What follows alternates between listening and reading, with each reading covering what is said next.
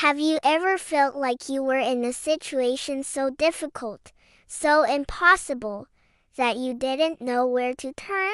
Today, we are diving into a powerful story from the Bible that shows us what incredible things can happen when we hold on to faith, even when all hope seems lost. It's a story about a woman, a prophet, and a miracle that defies explanation. Our story begins in a town called Shunem. There lived a very kind and well-to-do woman. She noticed that a holy man, the prophet Elisha, often passed through her town. Seeing he was a man of God, she felt a deep desire to show him hospitality. So she told her husband, "Let's make a small room on our roof for him. We can put a bed, a table, a chair, and a lamp in it. That way, whenever he comes by, he'll have a place to stay." Elisha was so touched by her kindness. One day,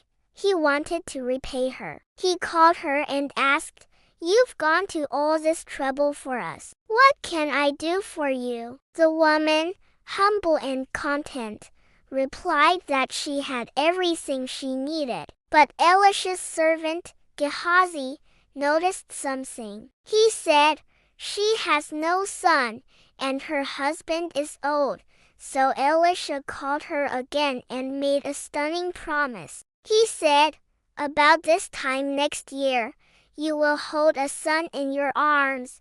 The woman could hardly believe it. It seemed too good to be true. But just as Elisha had prophesied, God blessed her, and she gave birth to a baby boy. Her heart was overflowing with a joy she had never known. Life was beautiful. The boy grew, bringing so much light and laughter into their home. But one day, tragedy struck without warning. The boy was out in the field with his father when he suddenly cried out, "My head! My head!" His father had him carried back to his mother. She held him on her lap.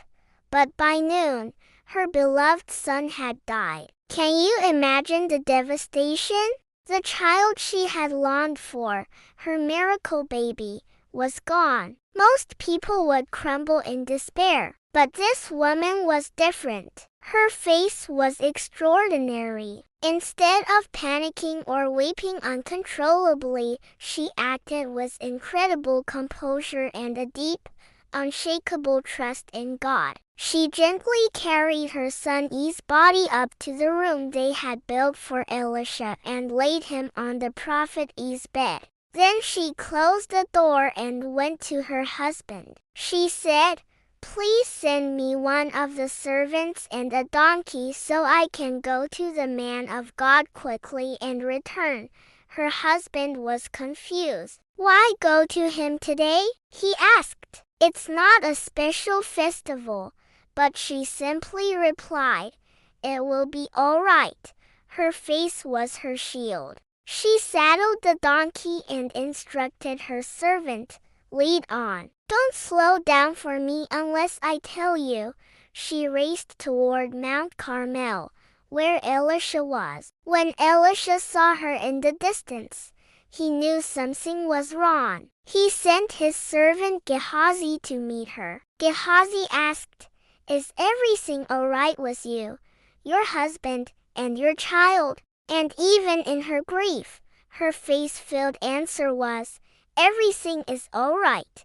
When she finally reached Elisha, she fell at his feet, her emotions pouring out. She grabbed hold of him and said, "Did I ask you for a son, my lord? Didn't I tell you, don't raise my hopes?"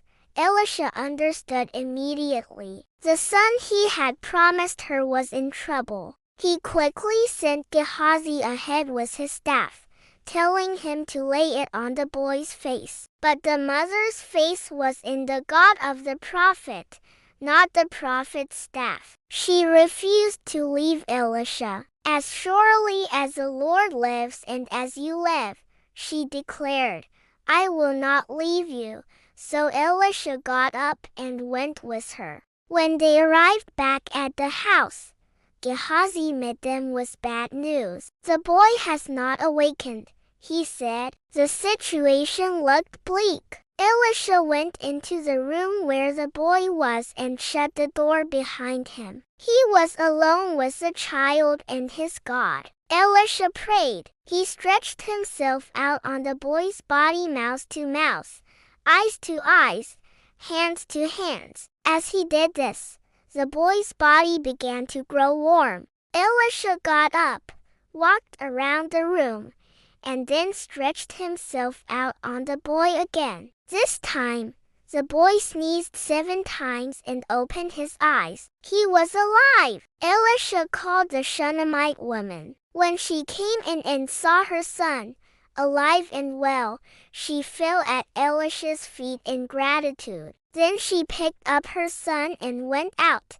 her heart completely restored. Joy filled the house once more. This incredible story teaches us a powerful lesson. Life will bring storms. We will face moments that feel like the end. But the Shunammite woman shows us the power of relentless faith. She didn't let her circumstances dictate her trust in God. She held on to the promise giver even when the promise seemed to be broken. Her story is a timeless reminder that with God, nothing is impossible. Even in our darkest hours, we should never stop trusting Him. Thank you so much for joining me today. If this story touched your heart, please hit that like button and subscribe for more content that explores the depths of faith. I will see you in the next video.